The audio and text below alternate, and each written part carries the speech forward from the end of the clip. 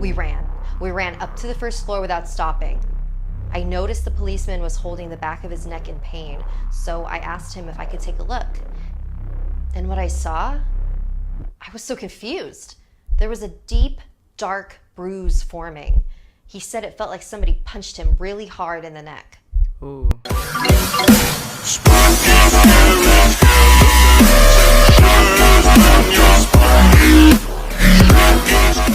Ooh, what's up guys, and welcome back to another scary video.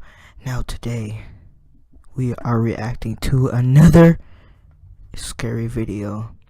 Now this one is called What You Can't See. Now I'm watching this in the dark for no reason, but I have a light like right over my webcam, but you know, that's the only light I have. My entire room is dark, so if anything comes behind me, let me know in the comments. Hey, I'm Sapphire. Want to hear something scary? No. Randall. Oh gosh. This chapter is inspired by a true story from Elsie Bannon. I work in a hospital. I won't say which for obvious privacy reasons. The hospital is old.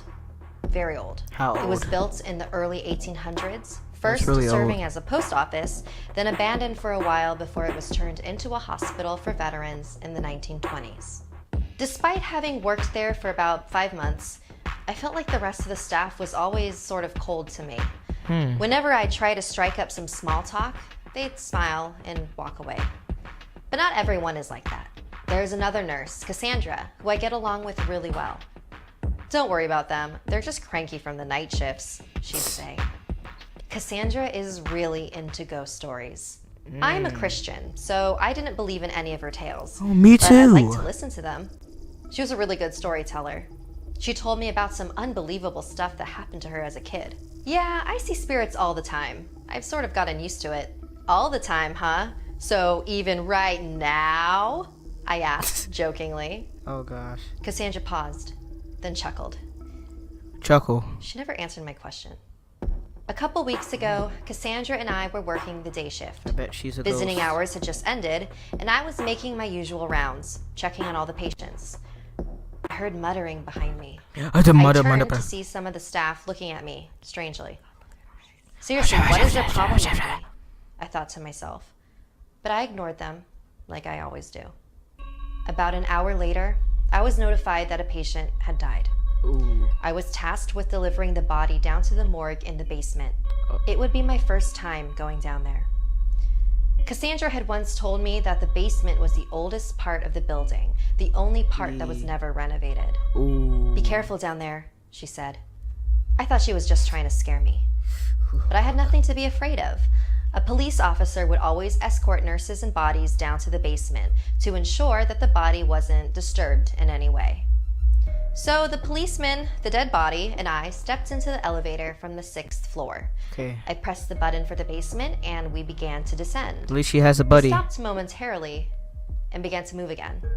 But when the doors opened, we found ourselves back on the 6th floor. I pressed the button for the basement again, and the exact same thing happened. As if the elevator didn't want us to go down there. Oh no. Are you trying to play a prank? No! That's why I will go back up. Accusingly. After countless tries, the elevator continued to act up.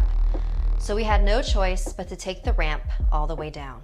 Once we reached the basement level, it was very clear how untouched this floor was. The original brick walls remained, with pipes jutting out every few feet.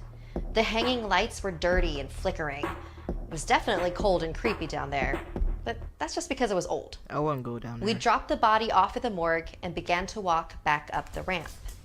I was a few paces ahead of the policeman. Suddenly, I heard him say, Elsie. I stopped and turned to look at him. What? He just stared at me. What? Didn't you just say my name? I didn't say anything.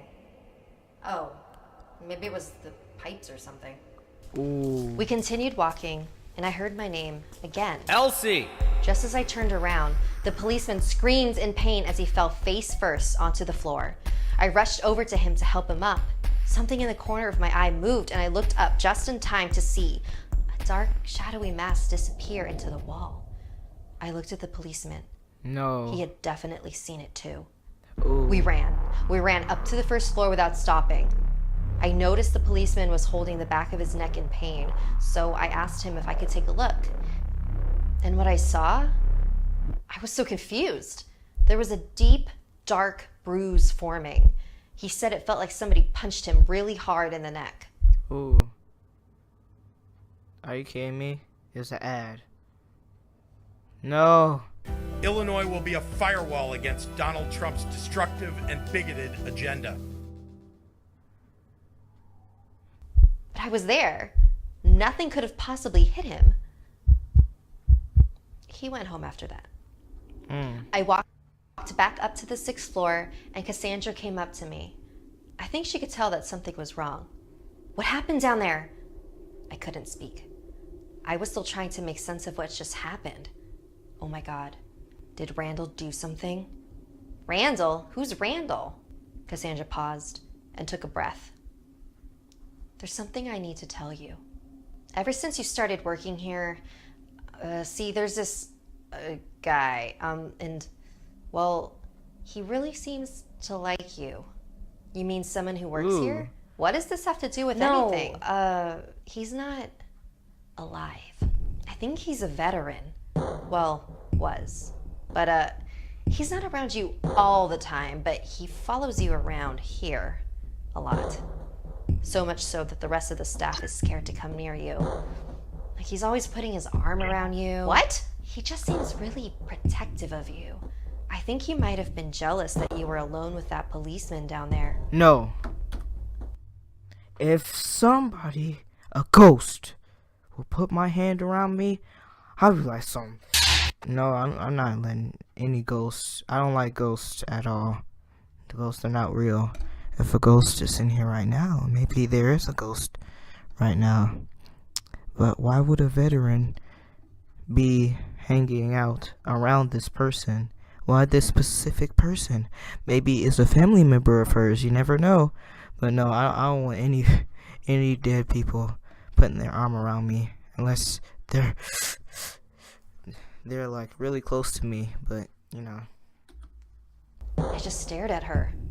Cass, you know I love your ghost stories, but I don't find this funny.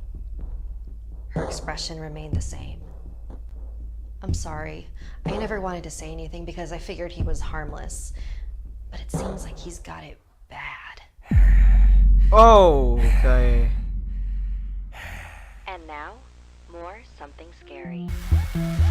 This story comes from Sebastian about Wow. a horrible dream he had about being... That was a really good story. Wow, that was a pretty good one.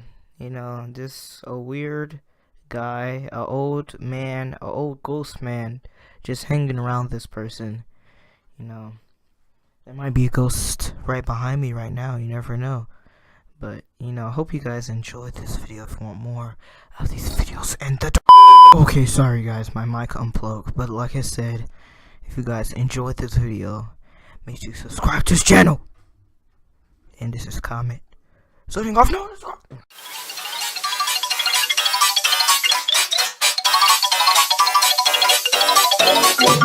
Spooky, scary skeletons and shivers down your spine. Shrieking skulls will shock your soul and seal your doom tonight. Spooky, scary skeletons speak with such a screech. You'll shake and shudder in surprise when you hear these zombies shriek. We're so sorry, skeletons, you're so